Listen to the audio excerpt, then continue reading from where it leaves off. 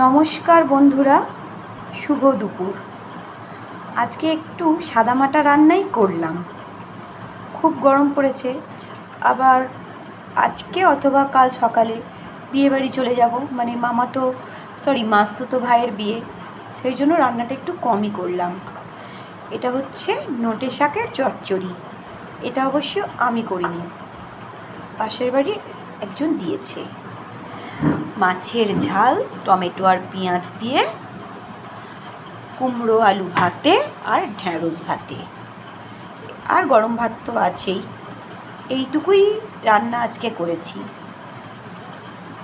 রান্নাটা আজকে ভিডিও করার মতো খুবই কিছুই নয়, সামান্যই রান্না। তবুও প্রতিদিন কি কি রান্না করি তোমাদের সাথে তো শেয়ার করি, তাই আজকেও শেয়ার করলাম।